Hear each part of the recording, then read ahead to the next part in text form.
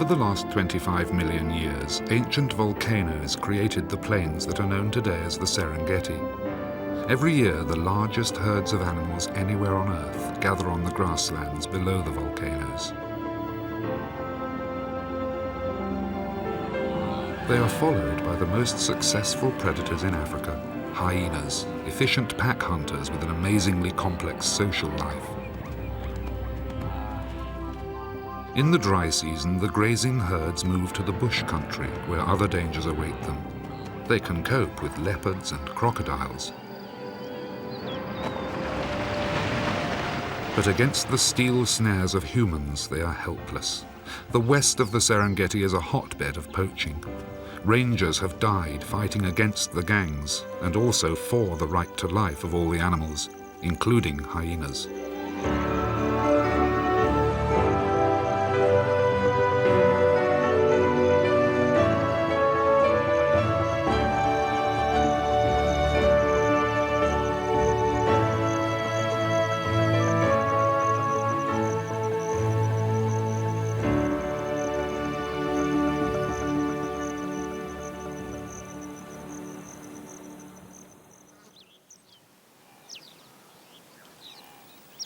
For these hyenas, it was a successful night. They have killed a wildebeest, enough food to satisfy 10 of them. It's April, a good time for predators here in the far southeast of the Serengeti, when the wildebeest herds come to produce their calves.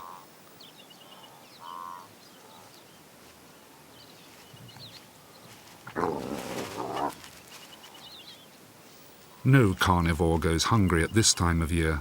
Even so, hours after the hunt, some of the hyenas squabble with golden jackals over the last few scraps.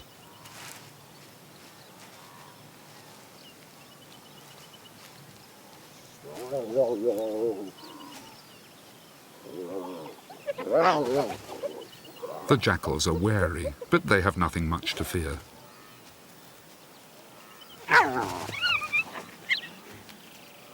The fight is more a matter of principle.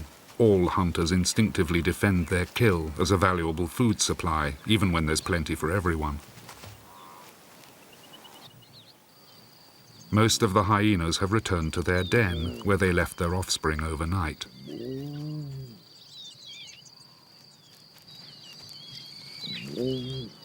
"12 velvety black pups emerge from the hole to greet their mothers. There's no love lost between the pups. While they wait to be fed, they constantly snap and snarl at one another. Hyenas are astonishingly quarrelsome from the moment they're born.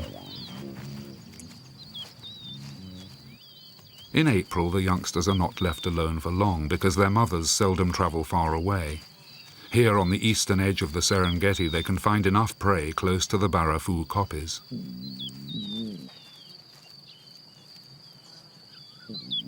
In the early morning, there's a bustle of activity at the den, even though the 36 adult animals of the clan are rarely all on parade at the same time.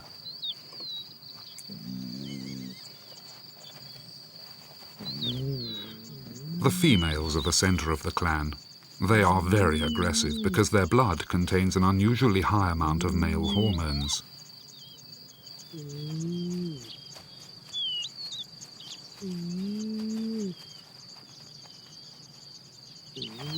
The hormones cause the females to develop a pseudo-penis. For a long time, hyenas were thought to be hermaphrodite. Only a strict social hierarchy allows them to live together without constant infighting.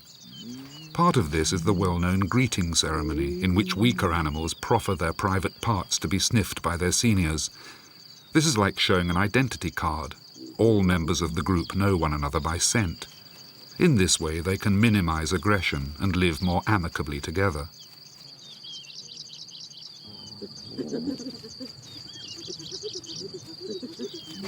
The tension that always arises among the clan members when they meet is eased. The mothers can settle down to caring for their babies.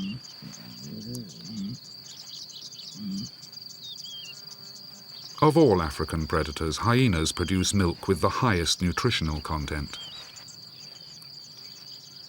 The females have a much greater role in the rearing of the young than other carnivores because for a whole year the pups feed almost exclusively on their milk. This is a very long time for such small animals, and it places a great burden on the mothers. Because of this, they reserve their milk for their own offspring. Hyenas never ever suckle the young of other mothers in the clan.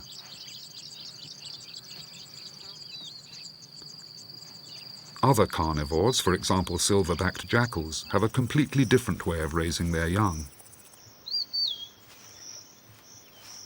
They wean their puppies very early to eat undigested meat. This is a much more efficient system because it doesn't waste energy converting food into milk. But jackals can be sure that the food will benefit only their own young. In the hyena's communal den, the dominant animals will commandeer all the meat for themselves and their pups. This is why hyena mothers provide food only in the form of milk, which can't be stolen from them.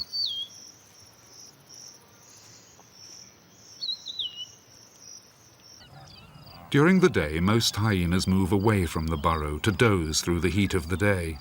But not all of them are so lethargic. A kilometre away from the clan's main burrow, a young female is beginning a new shelter.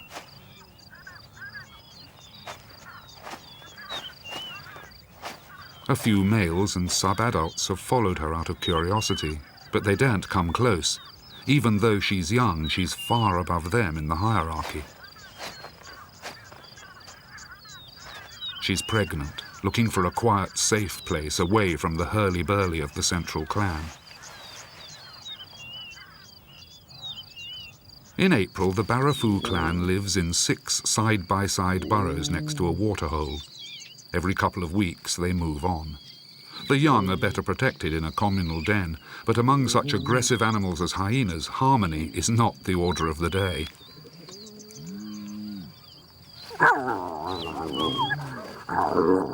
The males must be on their best behavior if they want to be tolerated in the neighborhood of the den.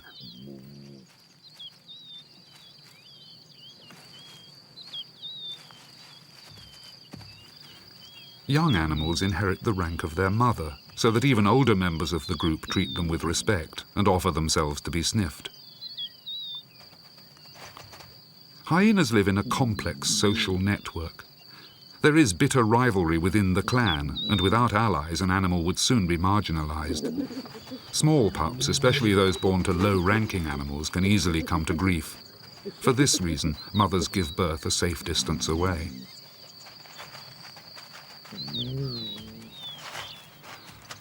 For the young female, it's just happened.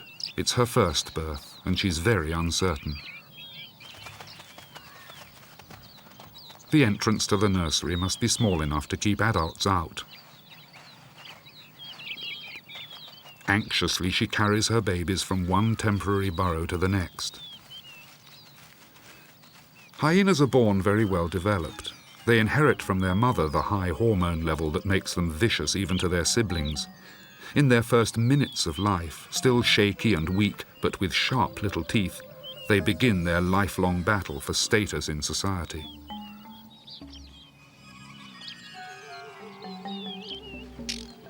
After several nerve-wracking journeys, the mother finally relaxes.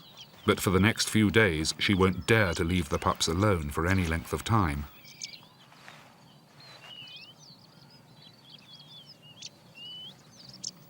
At the main burrow, the young wait hungrily for the return of the females, passing the time by sparring. For now, they fight each other at random, but later they will learn how they are placed according to the rank of their mothers.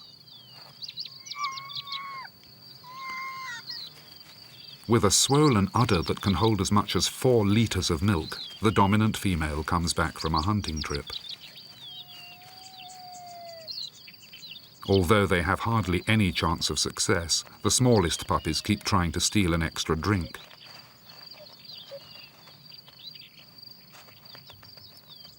They still don't know which are the higher-ranking adults, and they seem not to be able to see the danger. If they come across a female in a particularly bad mood, it could be the end of them.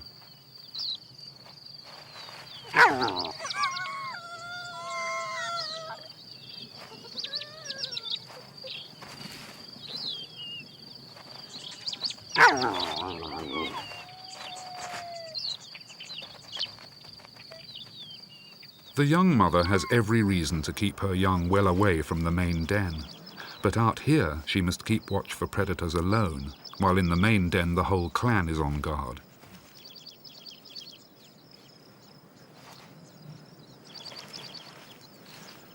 She has brought her babies to a place that was used by the clan a little while ago, where there are several other old holes close by.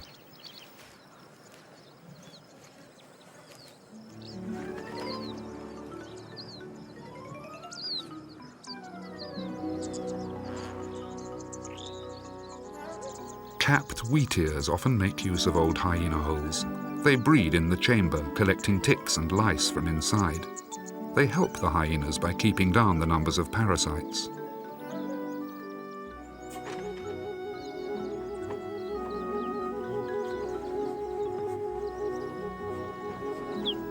Sometimes they even dispute the right of other birds to bigger items of food.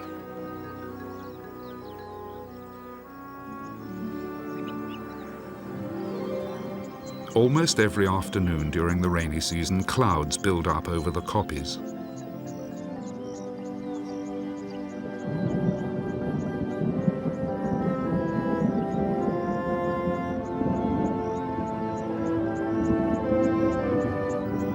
For the barrafu hyenas, the rainstorms are annoying, but no worse than that. Even now, the adults lie in the open because the holes are much too small for them. A much more important effect of the rain is to keep the grazing animals in the hyena's territory. Every shower brings more fresh grass. In the evening, it's still drizzling lightly. The air is now much cooler. This part of the Serengeti is nearly 1,800 meters up. The hyenas don't mind this. They seem to enjoy the cool weather.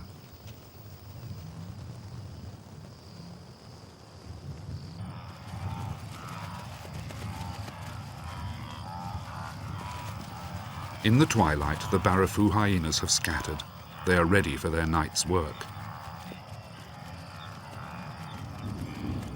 There are seldom more than 2 or 3 hunters together, usually closely related and of about the same rank. It would be pointless to hunt with partners of much superior rank.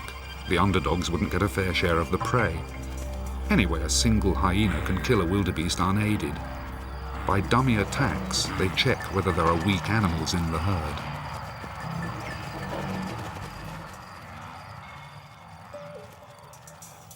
The attack that follows is unexpected. At first it looks harmless, and the bull seems not to take it seriously.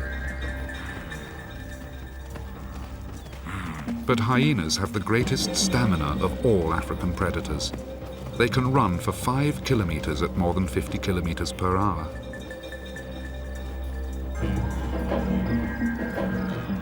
Finally, the bull can no longer keep up the pace. Effortlessly, the hyena catches up, snapping at its flanks with her powerful jaws. It's surely only a matter of seconds before it's all over. Then the wildebeest's luck turns. Now, after getting so close, the hyena must turn aside to avoid a group of spectators. For her, a bitter irony. For the bull, a life-saving break.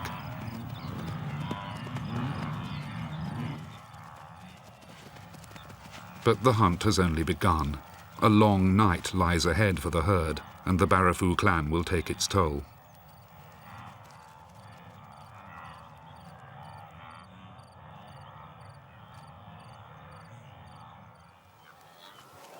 The clan now has no need to worry about food. There are more than enough wildebeest in their territory of over 60 square kilometers. The hunters patrol their area almost every day, checking old scent marks and laying new ones.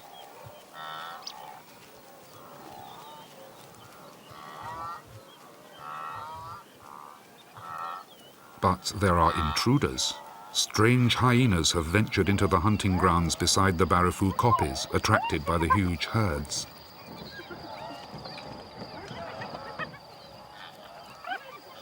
The noise at the kill has alerted the owners of the territory. The trespassers see them too late. Although they are in the majority, they don't try to defend themselves, but take to their heels immediately.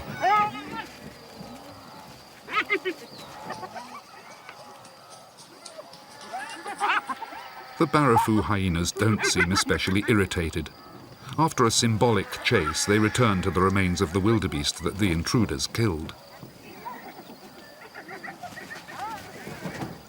As long as strange hyenas stay away from the clan's den and behave politely, they will usually come to no harm.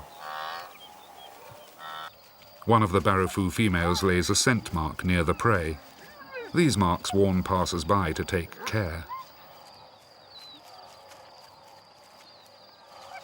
No stranger would dare to show its face near the central den without risking a serious attack.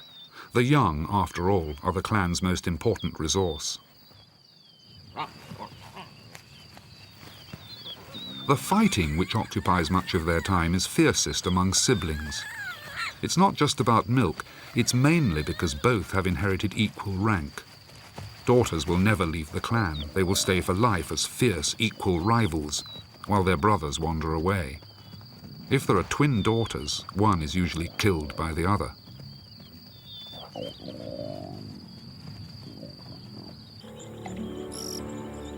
Towards 11 o'clock, it is very hot. The first females try to cool down. The young usually go back into the cool holes in the heat of the day. But when the mother doesn't come to the den for a long time, thirst draws them outside. All seems peaceful, but only the inner circle of the clan is permitted here. The little ones are tolerated, so long as they keep out of the way of the adults. They don't yet know what to make of the mud, but when they're grown up, they will love it for wallowing or bathing. Hyenas don't like the heat, which is why they are active almost exclusively in the cool of the evening or at night.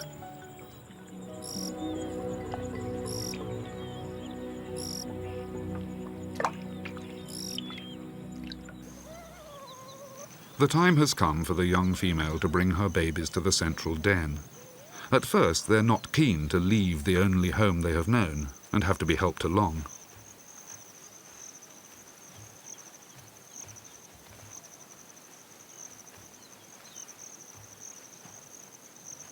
Out here, everything is new and strange. With a mixture of fascination and fear, they explore the unknown.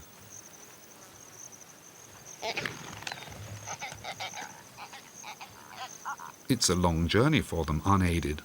On the way, their mother meets the first of their clan companions, which will soon be inspecting the newcomers. Everyone wants to meet the new young clan members. But because of her low rank, she has to enter the den humbly, and with her social limitations, she can't drive away the boisterous adolescents. So she takes her litter hurriedly into one of the holes.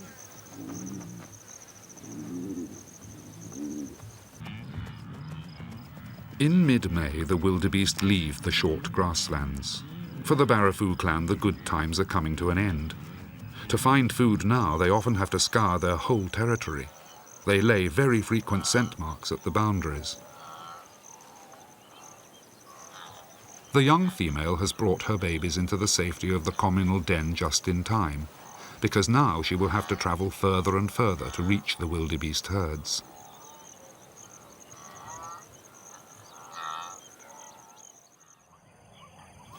This means that she must go far beyond the boundary of barrowfoo country. She is in the hunting territory of another clan, but she has no choice in the matter. The scattered wildebeest keep an eye on her, keeping their calves behind them as a precaution. She has tried many times in the night to make a kill, and she's exhausted. Nevertheless, she keeps the wildebeest moving. Perhaps she will be lucky and find a sick or injured animal.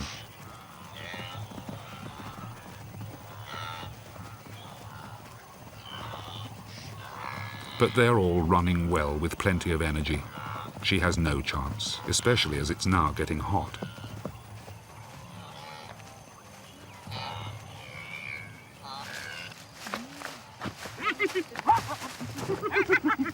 Not far away, other hyenas were more successful earlier in the morning.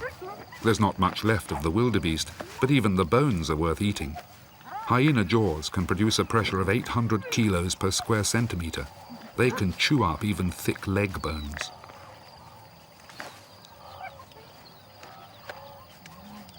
The female is uncertain.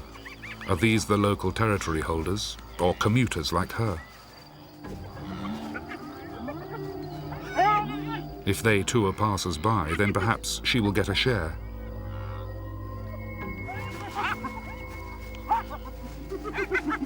But they belong here. She has hesitated for too long. Now she can no longer get away. The animals of the home clan at first seem amazed by her insolence. Then they attack.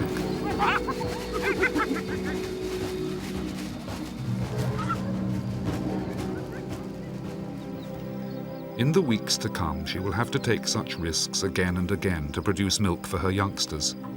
Sometimes she's badly wounded when she drags herself back home.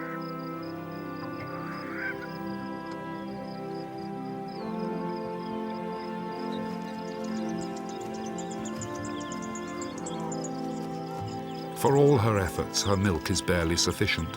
The babies have to wait many days between meals and grow only very slowly.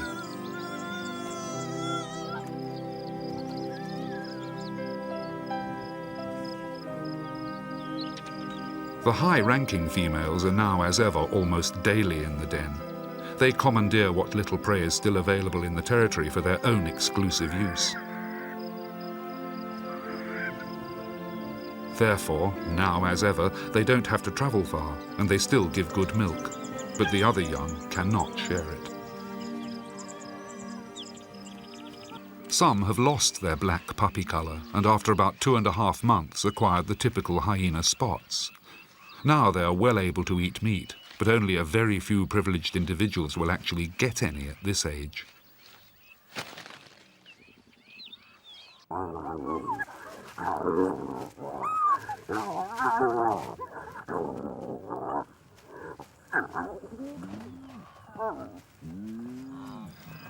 In mid-June, the main body of the herds reach the bushland in the middle of the Serengeti. The young hyena mother has followed them. The local topi are almost overwhelmed by the massive herds, but at least they're temporarily free from lions, because in the coming weeks they will concentrate on the wildebeest.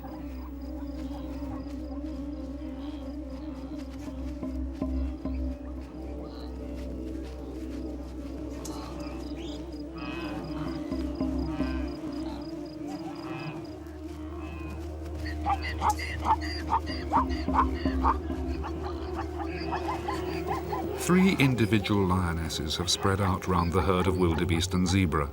None of them pays any attention to what the others are doing.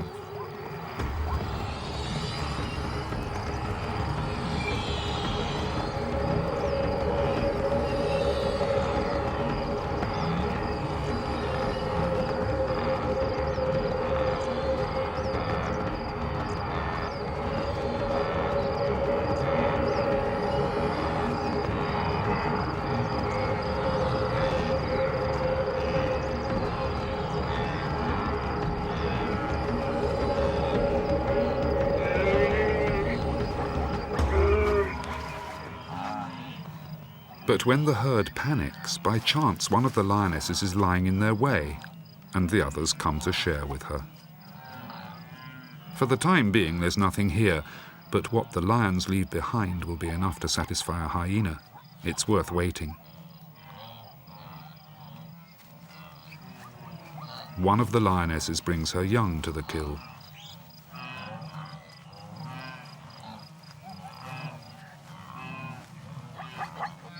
The hyena is hungry and has eyes only for the lions on the kill. Another joins her, also a commuter. Neither notices the danger behind them.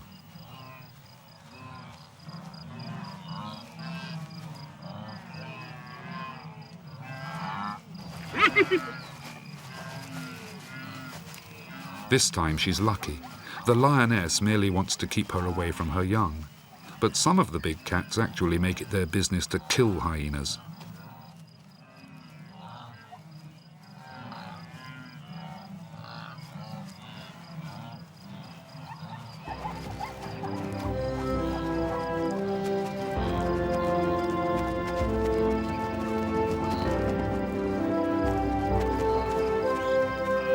The herds move on.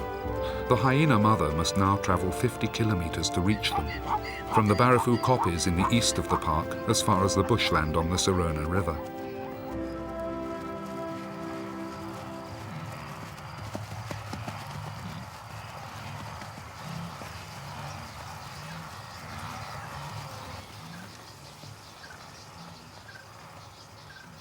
Here, the wildebeest rarely meet the hunters of the plains, but in the thickets ahead of them there are other dangers. Leopards can kill wildebeest.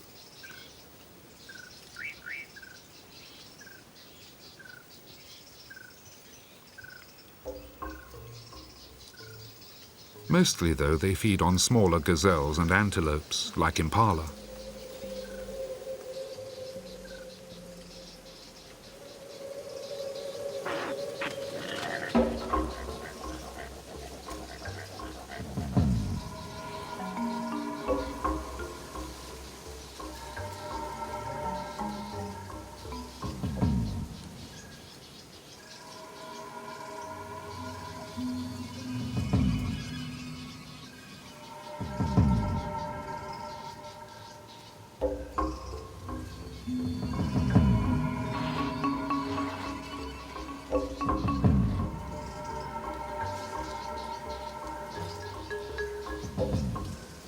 Impala are used to the danger from leopards. After all, they live here in the bush, right next door to them.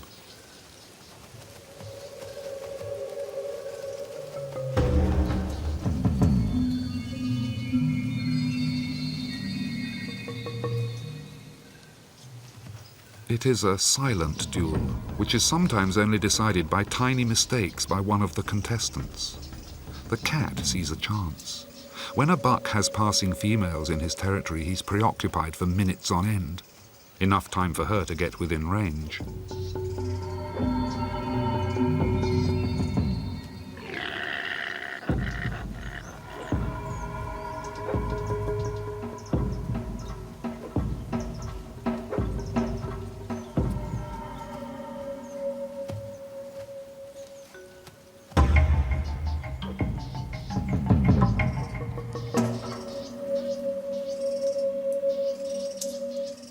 The last few meters are in the open, and the buck makes no mistake. Both know that the game is over.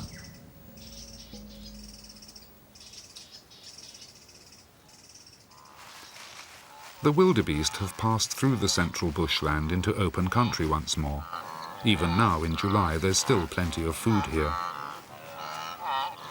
They're in the western corridor of the Serengeti, a landscape of gallery forests stretching along the Grumeti River as far as Lake Victoria.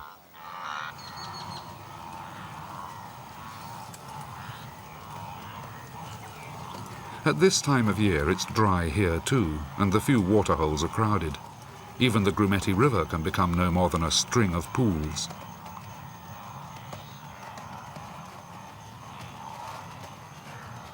Even at the height of the dry season, the river itself is still a source of water, but there is sometimes a price to pay.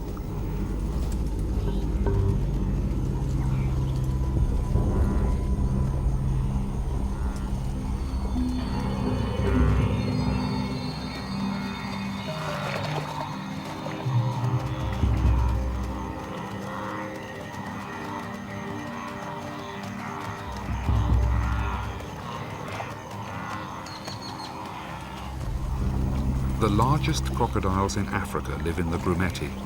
Their main food supply is the herds that come to the banks of the river every year at this time.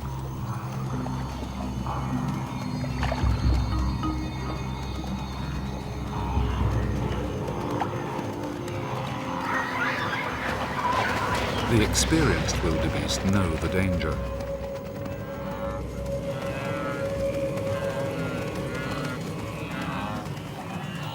But some of the yearlings have never seen a crocodile, and they are thirsty.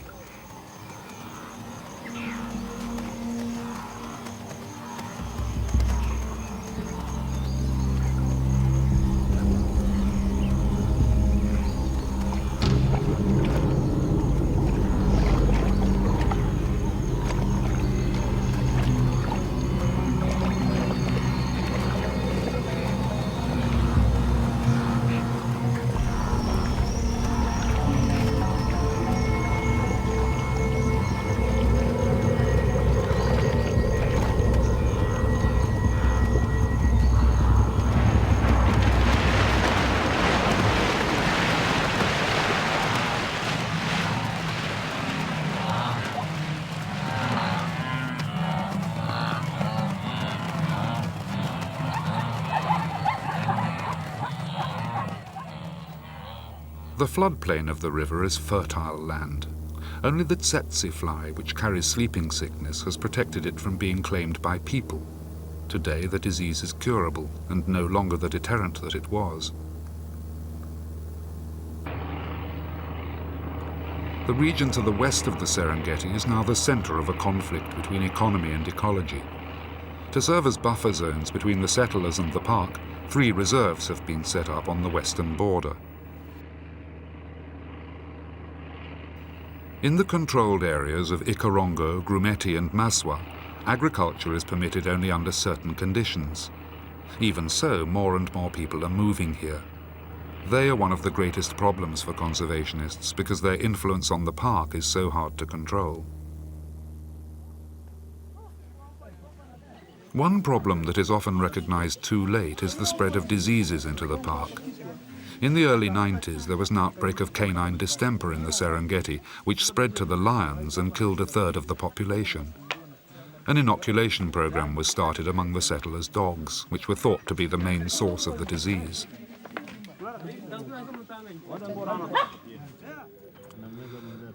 This campaign should provide a safety zone round the park. The animals are also immunized against rabies, the disease which is thought to have wiped out the wild dogs in the park. It's slow, painstaking work, and no one can guarantee success. But it's very similar to the inoculation of domestic cattle which led to the eradication of rinderpest in the 60s, since when the wildebeest population has grown tenfold. That was the greatest animal recovery operation ever seen here.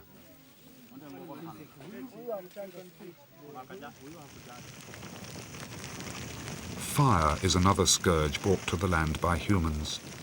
The grass grows back very quickly after a fire, but because bushes and trees often die, the vegetation as a whole suffers.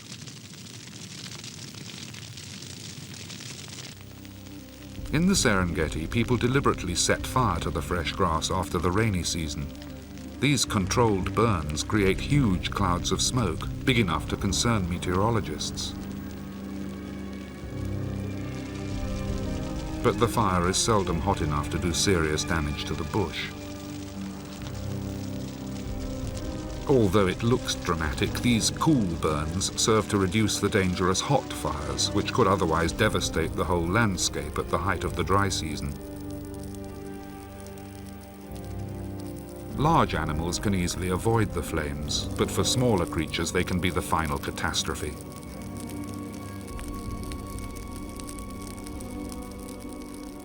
A rain of insects patters down from the advancing flames.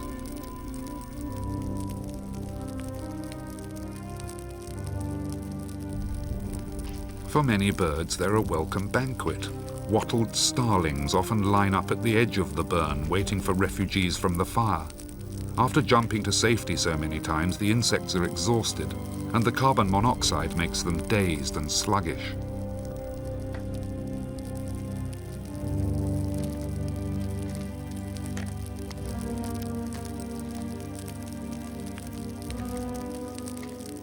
Places which are frequently burned must lose much of their insect fauna, but there's still no detailed research into the long-term effects of this.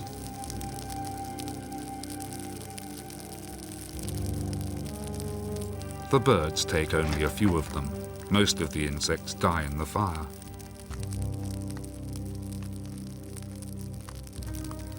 What seems on a small scale like an apocalypse is completely successful over the wider ecosystem. The fire policy of the authorities has protected the park as a whole. So long as the fire breaks are correctly set up each year, the benefit to the vegetation is greater than the harm done.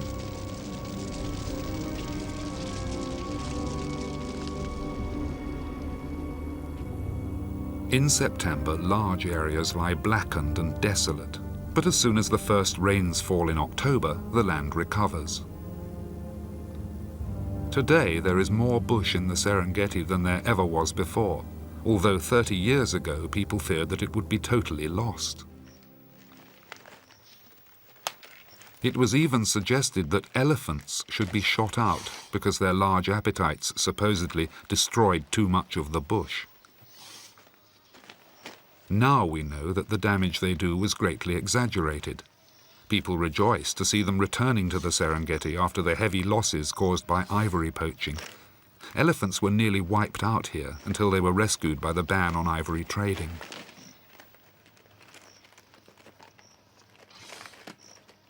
But poaching for meat still goes on. One of the greatest threats to animal life in the Serengeti is the snare. Where once snares were clumsy affairs made from plant fibers, the poachers now have long-lasting steel wire. It can be made into a cheap but deadly trap, which remains lethal for months on end.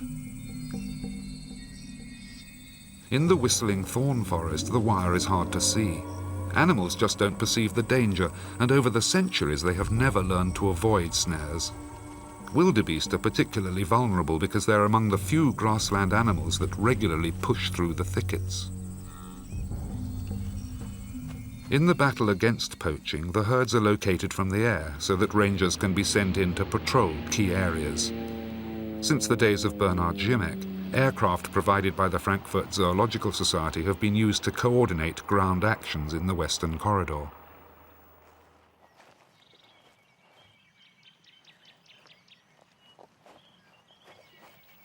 Patrols visit the crucial areas for weeks on end. It's a hugely expensive operation for such a poor country as Tanzania, even when the cost of the equipment is partly covered by donations.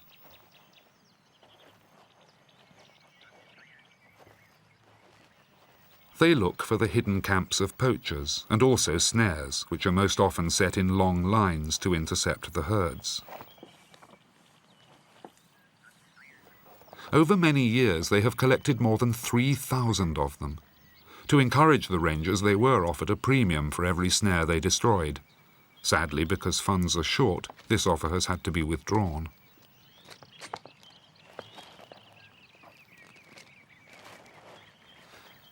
Annual arrests stand at over 700.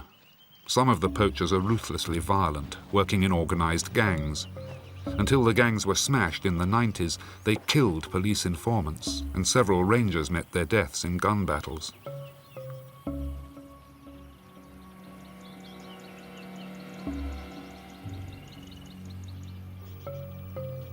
Many camps that they find are abandoned at the last minute.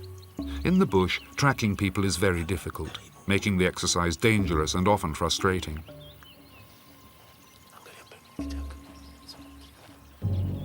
The rapid growth of the human population to the west of the Serengeti produces a heavy demand for bush meat. By some estimates, 150,000 animals a year are poached in the park and in the surrounding areas, more than are eaten by all the predators together.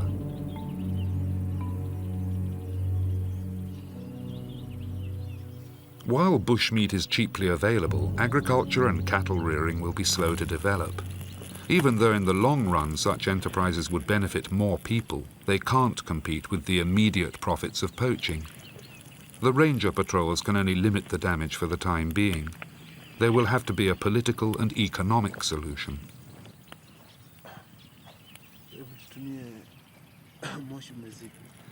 Until that comes about, the animals of the Serengeti will continue to suffer, and not only the herbivores.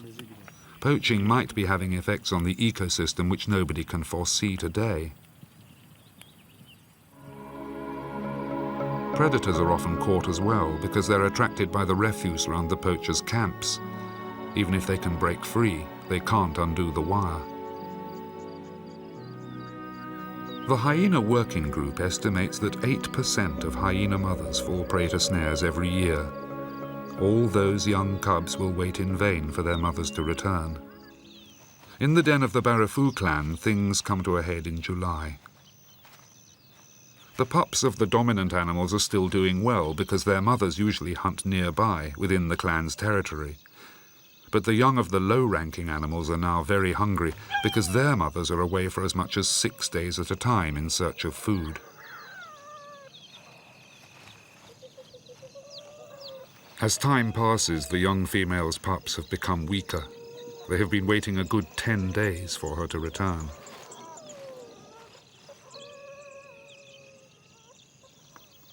Although it's a risky business, they keep trying to steal a sip of milk. It's a wonder that they're both still alive.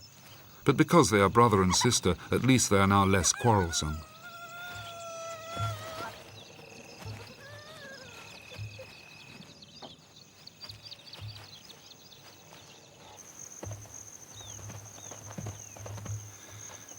Barely a kilometre away from the hole, a cheetah makes a mistake.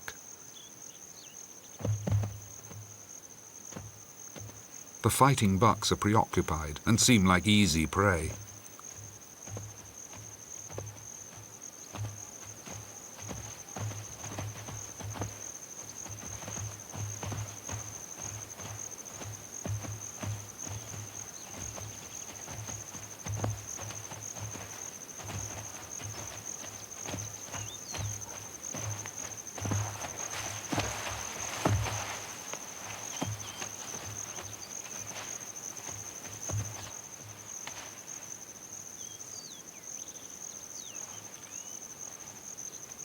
The chase has brought it closer to the den. Vultures gliding down are an unmistakable sign for hyenas.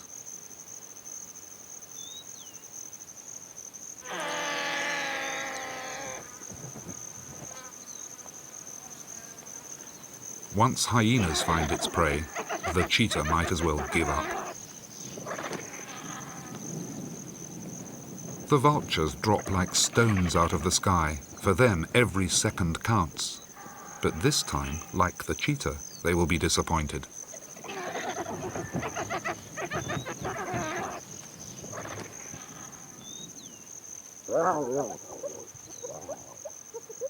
Even most of the hyenas go hungry. The dominant alpha female has got her teeth into the carcass, and she will not share it with anyone, least of all at this lean time. Only she dares to bring food to the den. For her young, it will be the first taste of meat. None of the pups have ever seen a whole carcass, and at first they're rather timid. But these two are starving almost to death. They too have yet to taste meat, but they seem to recognize it at once.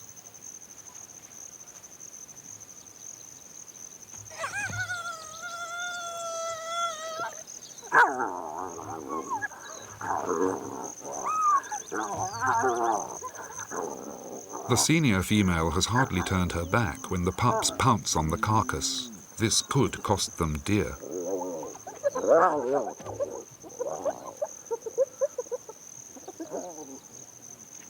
The little male has had enough and disappears underground, but his sister won't give in yet.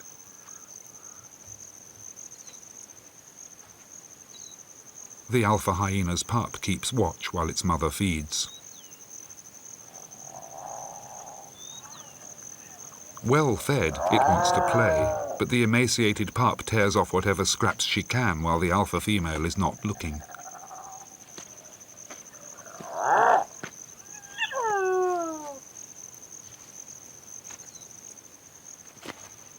But when the mother returns, she has to leave the feast. Now the tubby, privileged pup has its chance.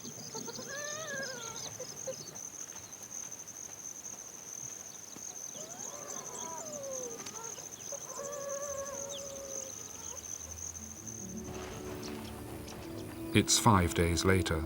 The young female has still not returned.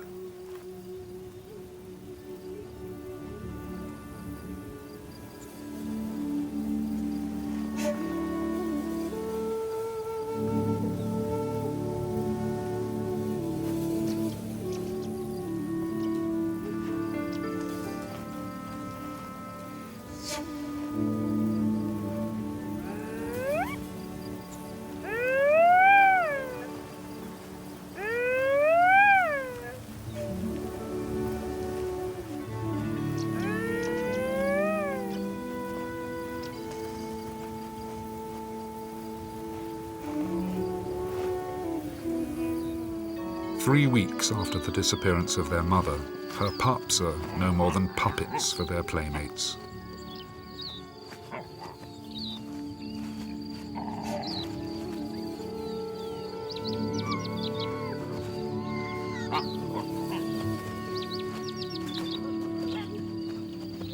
The young males hardly even notice their desperate condition, but they can at least offer them a degree of comfort. in their dying days.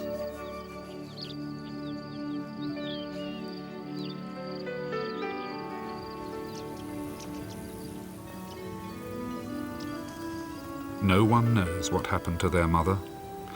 A hyena's life can come to a sudden end for many reasons. It might have been other hyenas, lions, or the pitiless snares that did for her.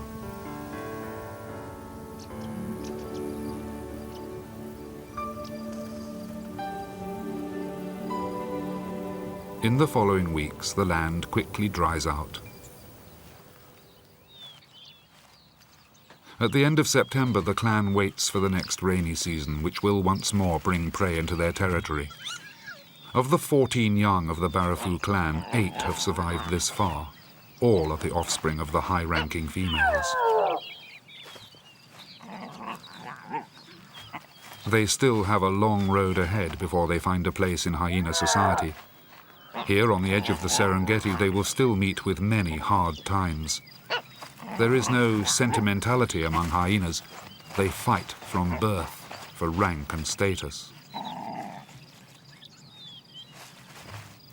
But so do other animals as well. It's a basic rule of life, and we ourselves are no exception. Hyenas simply have the bad luck to be rather unattractive to our eyes, so that we judge them much more harshly than lions or cheetahs. But they have the same right to life as all the rest of the animal kingdom. And the people who preserve that kingdom, and the hyenas with it, deserve our respect.